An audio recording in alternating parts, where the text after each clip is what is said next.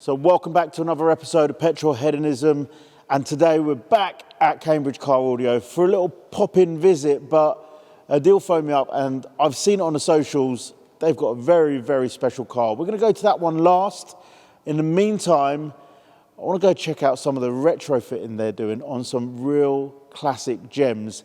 And already over here, there's a stunning Alpha Spider. So let's go see Adil and find out a bit more about what they're working on at the moment.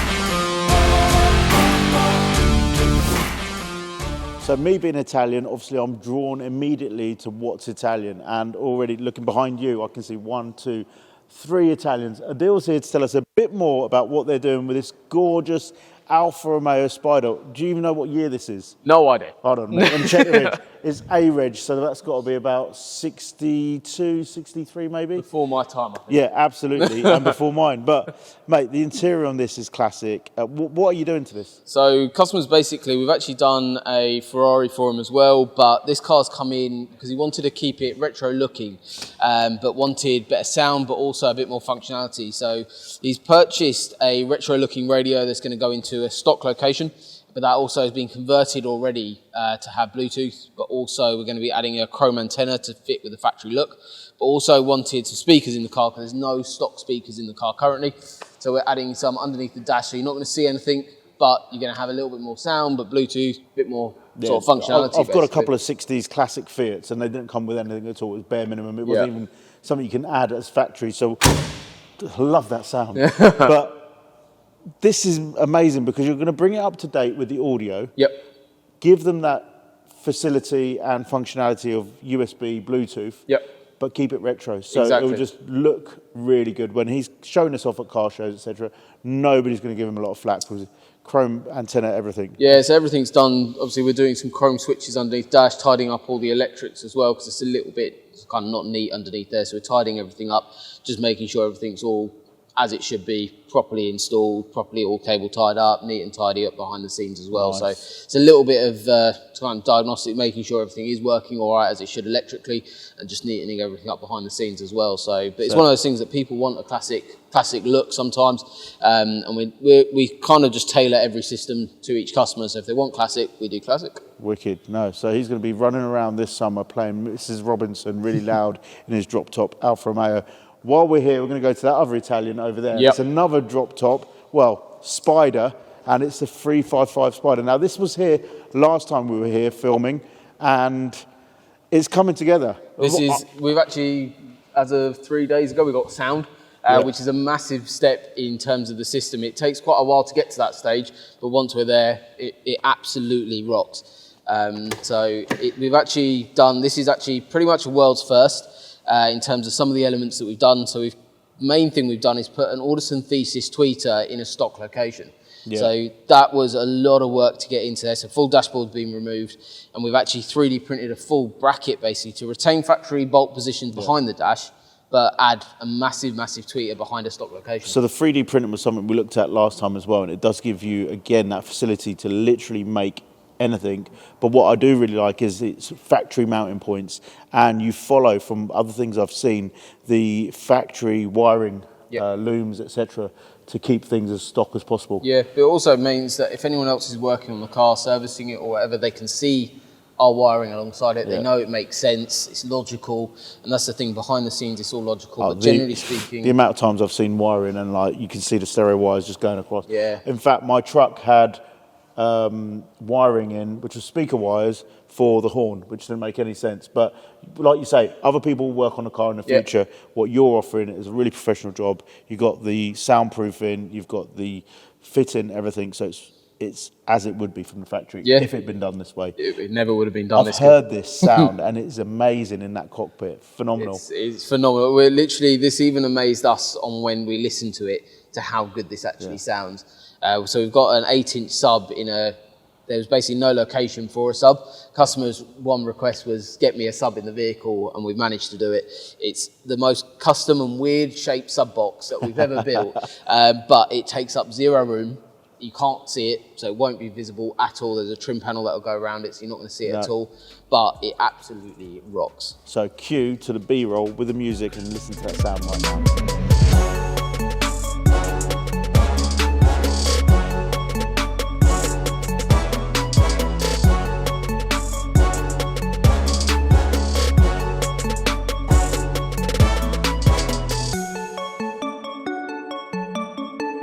So we've come over to the extended area of Cambridge Car Audio. That's how busy they've been and how big the business has grown now. Another couple of retrofits going on here with the Toyota Celica and the Range Rover. I found a deal. He's busy in here on this 1990 HRO in Range, and it's stripped out. You can see soundproofing going in. What are you doing to this? This car has actually come all the way from Bristol to us, and customer was after basically upgrading sound, but again, as a stock look. So we've fully soundproofed the vehicle to make the vehicle quieter, but also build a better acoustic environment inside the car and stop any rattles. But the roof's been done, floor's been done. The interior is actually out at a different company at the moment, having a full colour change, because he wanted that modified once it was out. But he's having new amplifiers, speakers. So what we're doing just now is tuning the amplifier, setting it all up ready so it's safe and ready to go when the speakers come in to bed in for when the speakers come in. This is going to be unreal compared to any other 1990 Range Rover. It's going to sound good. It's going to be a phenomenal ride. And yeah, whoever owns this, you're going to love this.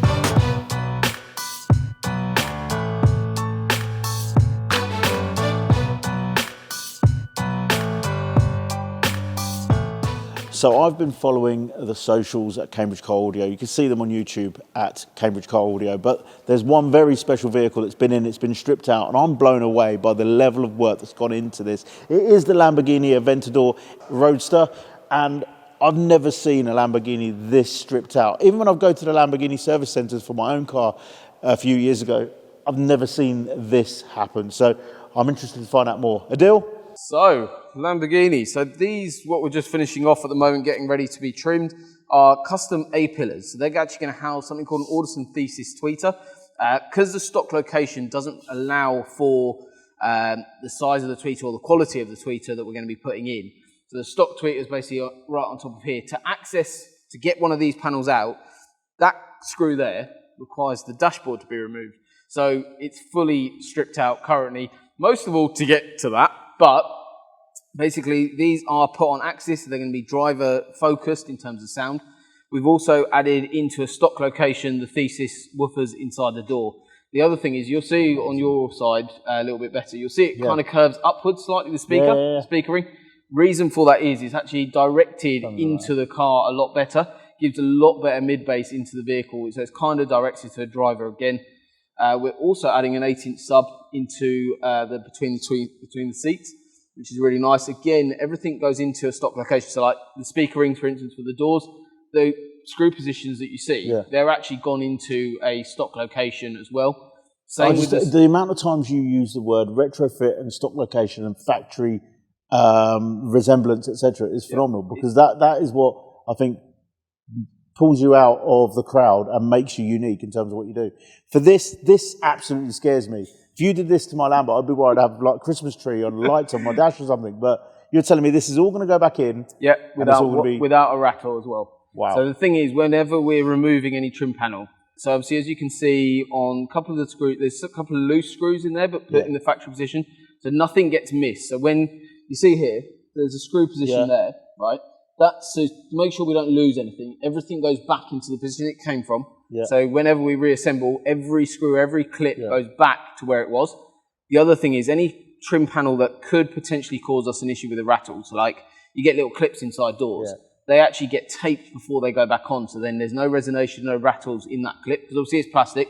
It doesn't, generally speaking, it won't break when we take it off because we do it professionally. Yeah, but of course. Obviously it's plastic, it becomes more brittle. So when we tape it back up to basically, as we push back in, it stops it rattling around and it makes it a firmer, solid door attachment to the actual car itself. So like every element is thought about on when we're reassembling. Amazing, you have to. For me, I always remember when I was like 16 at my uncle's garage, he used to fix up minis, etc. And there was always a little pot of screws and bolts that were left over at the end of it. And it was like, put into the bigger pot, Yeah. and you wonder, where did that come from? What's actually ratting and what's loose on the car now? Nice. But mate, obviously to have this level of vehicle and to be able to do what you are doing to it, and it's going to be unique, and the sound's going to be amazing. Like, you've grown a lot in the last couple of years. How does it feel as a business? It's immense, and sometimes generally speaking, whenever someone comes around, like you came by today, every time anyone comes by, I always like to give them a full tour, just show them around what we're doing, show them around the premises.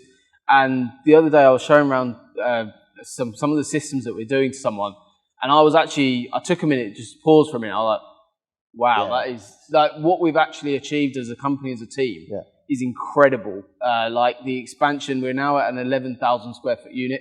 We were in 2017, I was in a 1,500 square foot unit. The expansion's been massive, but the team has stayed so solid and pulling out all the stops to get cars like this in, but also literally, I love it that I can pretty much promise anything and we can achieve it. Wow. And that's the really nice thing, that our team can just deliver on literally anything we put our mind to. And to strip this out, you said, was like half a day. To strip it out and make sure everything's where it should be. I can see the seats are over there. Everything's protected and kept, you know, so you know where it all is. So the other thing is, on the first Lambo that we ever did, it took around about 2 days to do this same strip down. So this time, now we've done lots more of them. This was literally about half a day. So the next one that's in, he's going to be literally stripping it out for breakfast. Yep, basically. That's how it goes. Now, Adil, like you just said, sometimes you just have to stop, think about what you're doing, and you realise what you're achieving, because sometimes you can get 3-4 years into something and forget everything you've achieved along the way. Yeah. And it's so important to be able to actually stop sometimes, have a look around, and the level of cars you've got in today compared to last time is already a step up. Yeah. But I was blown away last time, and I'm even more blown away this time. So hopefully one day soon, I'll be able to bring a little toy for you to work on. Yeah, and then we'll do the same to send you some pictures. Guys, thank you for tuning in. This is Petrolheadonism at Cambridge Car Audio for another recent catch-up with our good sponsors and friends here. I look forward to coming back and seeing this car when it's finished. I hear that there's another amazing piece coming in very soon for a very high-profile individual. And as I said, one of my cars will be coming here very soon for the Target Blue Eye.